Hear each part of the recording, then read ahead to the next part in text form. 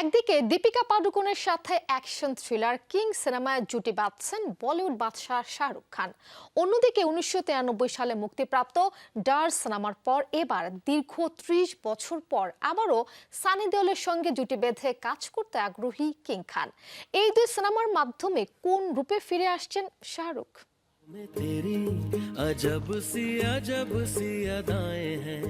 বলিউডের সবচেয়ে আলোচিত অনস্ক্রিন জুটিগুলোর মধ্যে অন্যতম শাহরুখ খান ও দীপিকা পাড়ুকোন। যখনই একসঙ্গে পর্দায় এসেছেন তারা, ঠিক তখনই যেন তৈরি হয়েছে আলাদা এক রসায়ন। ওম শান্তি ওম থেকে শুরু করে চেন্নাই এক্সপ্রেস, পাঠান কিংবা জওয়ান, প্রতিটি সিনেমায় যেন প্রমাণ করে দেয় এই জুটি পুরনো হয় না কখনো। এবার তাদের দেখা যাবে পরিচালক সিদ্ধার্থ আনন্দের নতুন অ্যাকশন থ্রিলার কিং সিনেমায়। 2026 সালে মুক্তি পেতে চলা এই সিনেমার গল্পে রয়েছে নতুন এক মোড়, নতুন এক আবেগ। জানা গেছে কিং সিনেমায় দীপিকাকে দেখা যাবে সম্পূর্ণ ভিন্ন এক চরিত্রে। শাহরুখ খানের মেয়ে সুহানা খানের মায়ের ভূমিকায় অভিনয় করেছেন তিনি।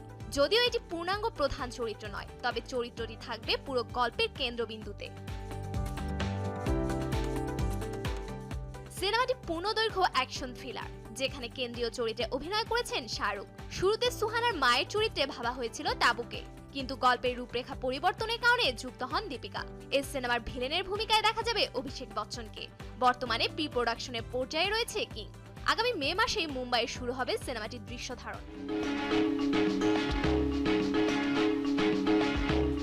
অন্যদিকে সম্পর্কের পারদ গলতে শুরু করেছে বলিউড বাদশা ও সানি দেওলের মধ্যে। ডার সিনেমার পর দীর্ঘ 16 বছর পর বাদশার সঙ্গে কথা পর্যন্ত বলেননি সানি দেওল। শোনা যাচ্ছে এবার সেই শাহরুখের সঙ্গে জুটি বেঁধে কাজ করতে চলেছেন এ তারকা।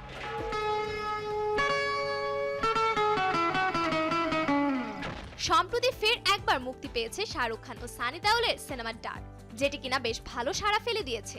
এবার সানি দেওল তার আসন্ন সিনেমা জাট নিয়ে রয়েছেন আলোচনায়। সেই সিনেমারই একটি অনুষ্ঠানে অভিনেতা ইঙ্গিত দেন যে শীঘ্রই আবারও বড় পর্দায় একসঙ্গে কাজ করতে যাচ্ছেন তারা। তবে এবার আবারও শাহরুখ খানের সঙ্গে কাজ করতে চান সানি, কারণ সময়ের সাথে সাথে ক্রমাগত এগিয়ে গেছে ইন্ডাস্ট্রি। একটা সময় ছিল যখন চলতো একক নায়কের সিনেমা, কিন্তু এক সময়ের পরে তাতে বিরক্ত হয়ে পড়েছে দর্শকরা।